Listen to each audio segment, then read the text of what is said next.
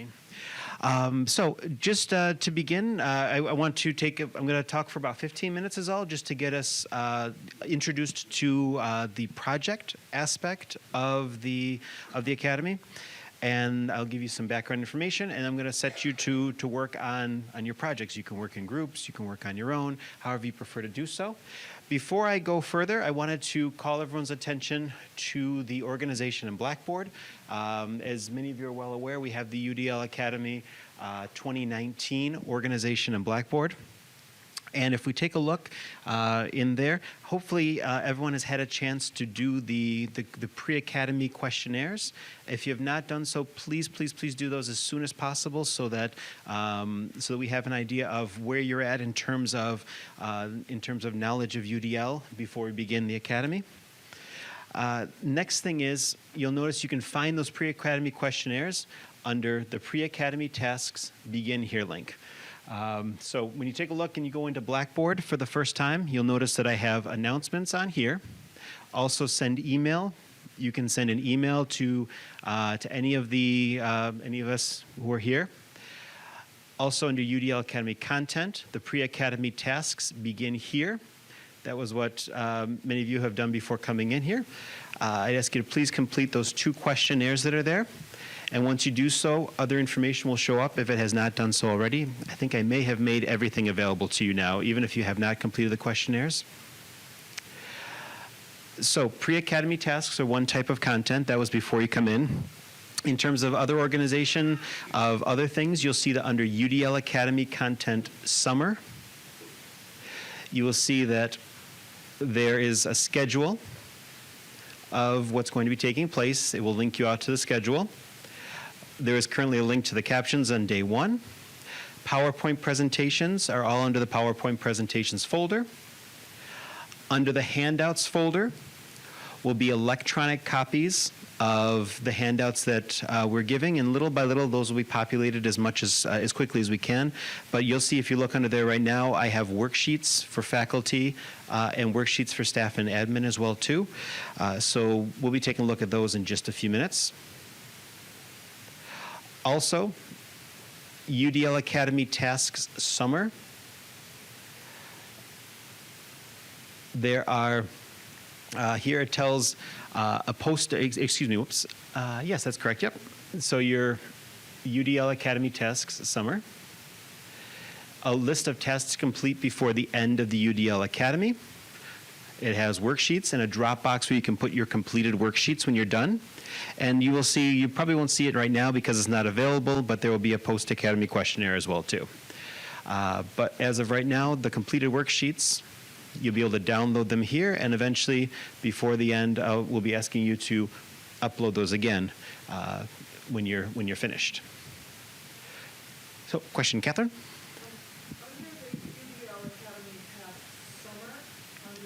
Yep.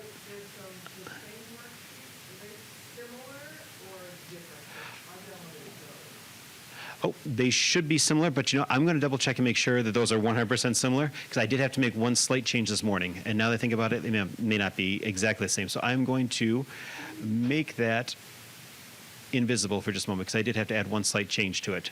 Where is this here? All right, make it available. So you will see that in a few hours. All right, there we go.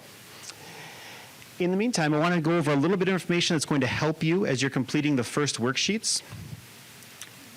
I'll give you a little bit of information, then I'll give you a chance to work together in groups or on your own to begin working on the worksheets. So I'll try to keep my part as brief as I can, while hopefully not going too fast, but at the same time I want to make sure I give you some time to work a little bit on some of this work on your own too.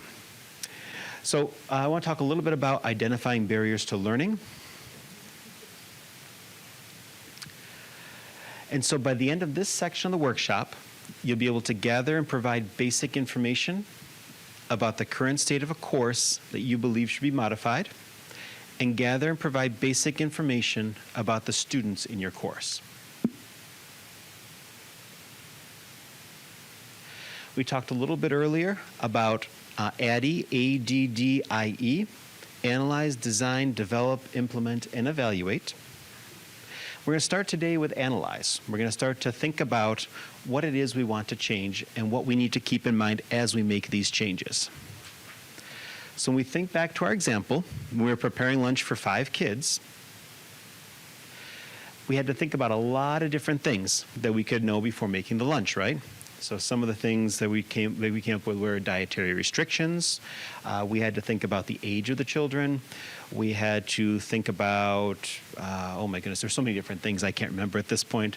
But you know, you might ask yourself, well, wouldn't it have been better to simply start making lunch instead of wasting time asking so many questions, right? Well, if we think about it in this way with the lunch, it's good to ask these questions, right? It seems to make intuitive sense. We want to keep in mind all of these ideas. The same thing happens with instruction as well, too, because when we modify a course in any way, we're going to be using resources. And Rebecca brought up an excellent point earlier when she said that time is a resource. So our time and money is better spent if we take the time to design carefully from the start. So that's what we're going to be doing throughout the next couple of days here. I want to give you a little bit of vocabulary that's going to help as you're going through and working on these worksheets. I want to start off with the idea of a learning goal. So a learning goal is a statement of what students should be able to do upon completion of a segment of instruction.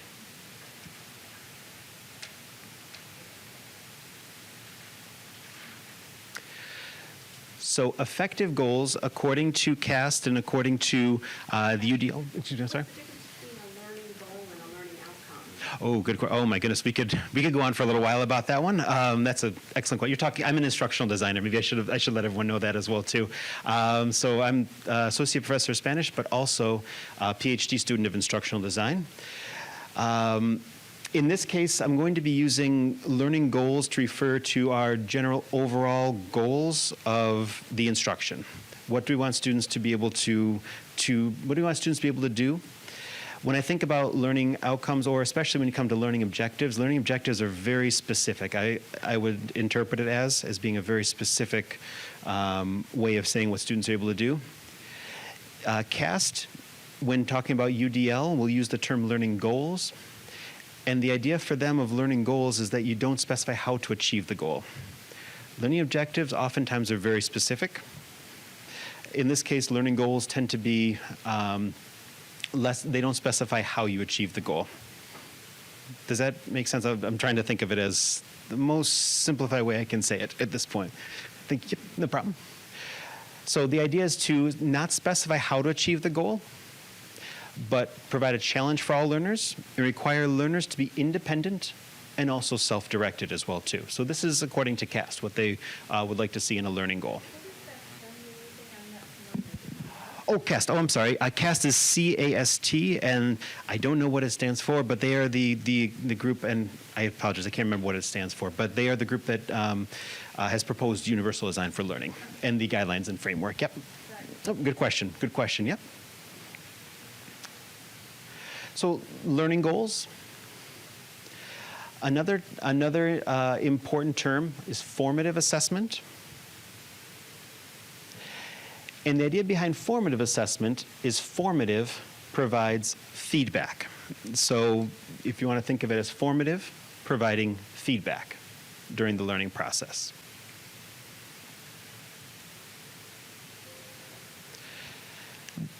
There are formal forms of formative assessment, such as a quiz. Maybe you require a draft of a term paper.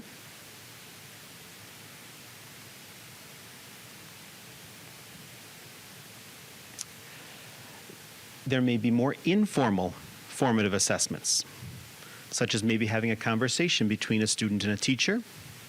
Maybe you use a whiteboard in an online course. Maybe you use clickers in class to ask a question, and everybody clicks in the answer, and now you have some formative assessment, but it's informally done.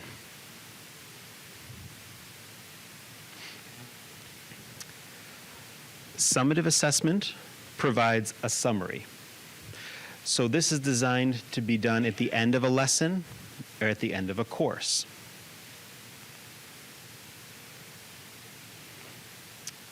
It could be a test. It could be an exam or an essay or a final paper or a final project, a final presentation.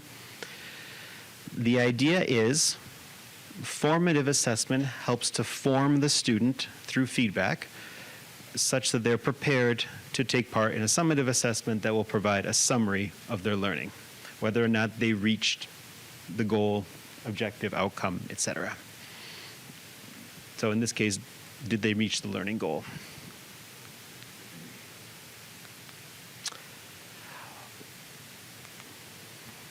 One last piece of information regarding vocabulary.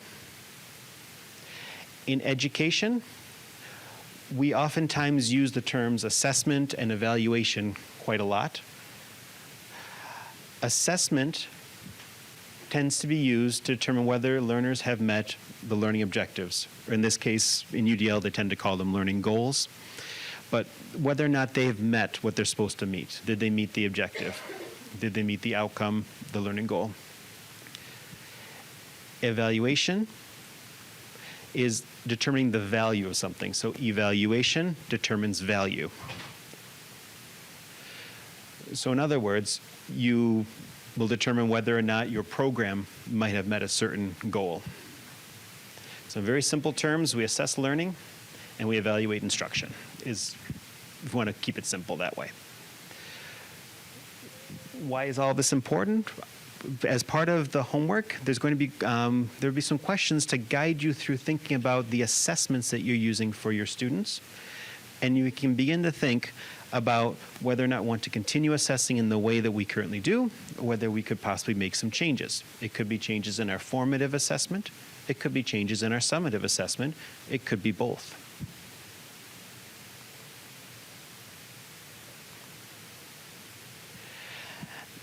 Now, as you may have heard mentioned, by the end of this workshop, the idea is that we want to try to think about a design plan for modifying a unit of instruction using the UDL framework as a lens through which we make these modifications. Sure. What do you define as a unit of instruction? Excellent question. Yep. So what I would say is maybe the question was, what would you define as a unit of instruction? So what is a unit of instruction? And so I would look at it as maybe it could be a module in an online course. It could be a chapter that you cover in a course. It could be like a unit. I'm thinking, for example, oftentimes in languages we tend to have a certain number of chapters that we cover. And so maybe you would think of a chapter or a week of instruction within that chapter might be possible.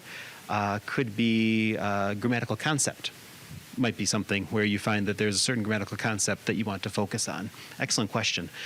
So I would say you want it to be something that feels feasible.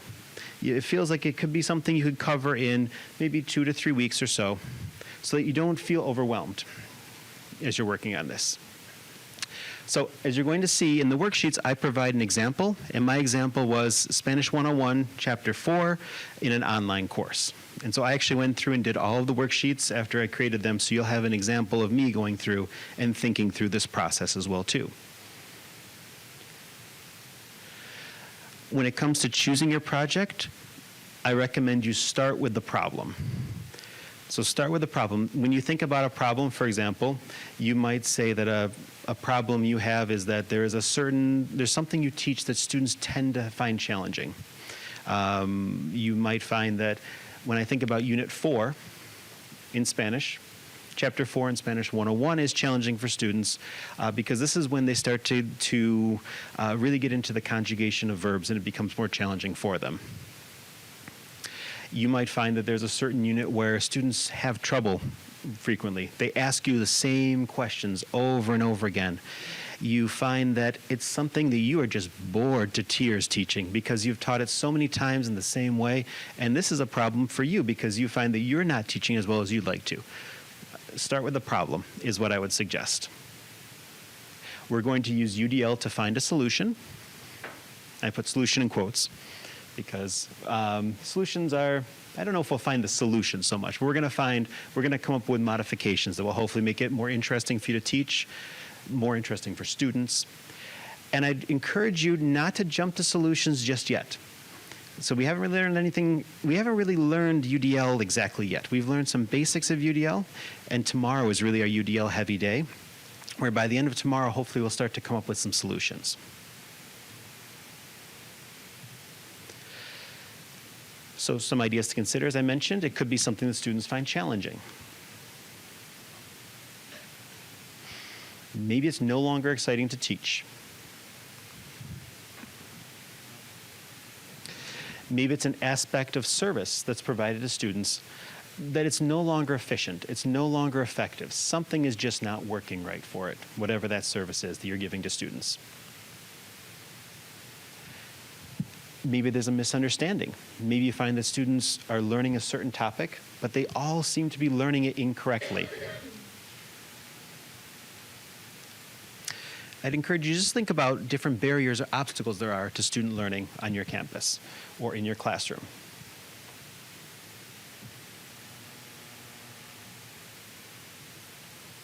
So, real quick, the worksheets, just quickly to cite a couple sources. So I based my worksheets on quite a few different sources. There's the instructional design model for motivational design from Keller. Worksheets from udlcenter.org, worksheets I've created for other workshops as well too, and other references that are going to be cited at the end of this PowerPoint presentation as well too. Real quick, so I want to be able to give you some time to work on your own or with partners. The idea behind the worksheets is, and the instructional design process that I'm going to be walking you through is, we start with the high-level design. We start with our course. We think about our course that we're interested in working with. Could be Spanish 101, could be English 103, could be English 099, could be Communications 220, for example. Think about what course do we want to work with. Worksheet 1 will walk you through thinking about that course you want to work with. We may have 3 courses in mind. Choose one. Start simple. Once you go through this process with one, then you'll be able to do that with the second and the third course. The first time you do this, it's going to be a long, slow process, walking through some different questions.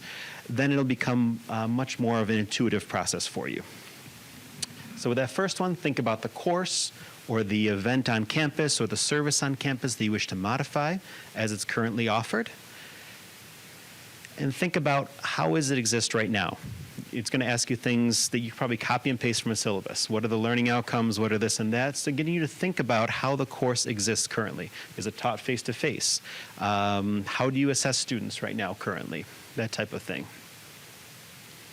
Getting you to think about formative assessment, summative assessment, these types of things. Worksheet 2 goes from your high-level design of the whole course to this unit of instruction now. So now we're looking at that one specific unit, this one chapter, looking at these 2 weeks of the course, looking at this 1 week of the course, this one grammatical structure, this one communicative learning objective that students are having a hard time with, looking at just something that specifically you really want to work on. You could work on something that goes over the whole course, but I'd say that for all intents and purposes right now, keep it simple. Keep it simple, because if it becomes too cumbersome, it then becomes difficult for us to really be motivated to want to make these changes. So describe the current state of that unit of instruction. And then it'll ask you to give information about the learning goals, assessments, formative and summative assessments, the type of content that you teach in that course, the instructional strategies you use, the media you use, other resources. So maybe you use a PowerPoint, maybe you use PDFs for readings, or whatever it happens to be. And the third one looks at the learners. It's analysis of the learners. So who are your students? Who is your audience? Get you thinking about, and I actually changed the worksheets now. It does not say characteristics of OCC students. It says characteristics of your students. It gets you thinking about the disabilities to consider, the motivation of your students, thinking about their learning preferences as well too, and also their attitude toward your course or toward the service that you offer on campus. and of course other characteristics to keep in mind. So the idea is we want to be careful not to jump to solutions. We want to think about what the problem is just for today. And just thinking about the problem is challenging. Thinking about the problem takes time. Think about where do we see that students are challenged, where do we find that we could make improvements. And then tomorrow, after you work with HETSI, HETSIE, you'll at that point you'll have a better idea of the UDL framework and be able to then take this problem or this unit of instruction you're working with that has a problem and use UDL as your solution to that problem. So if you already know what unit of instruction or what event on campus, what service on campus you wish to modify, you can go ahead and you can start working on worksheets 1 to 3 on your own. You can work with someone else. You can work in a group of 2 or a group of 3. Working on your own is fine, of course, as well, too. But if you're unsure of what to modify, we're here to help. We can help you to brainstorm ideas, help you to get ideas. While you wait to speak with us, you can talk to someone next to you to brainstorm ideas as well, too. But the idea is, I encourage you to take this time before you go to think about what is the problem I want to focus on? What is that unit of instruction that I want to work on? All right, I'll give you a little bit of time to work now, and I'll be around the room to circulate and hopefully help you out. Question, Rebecca, before you start?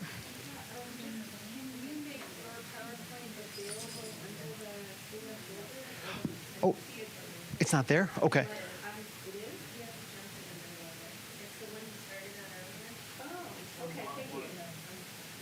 Oh, yes, it is. My PowerPoint is the whole thing, yep. Yep. So with the PowerPoint that I put up there, I've divided up into sections. So you can, if you, I can show you real quick.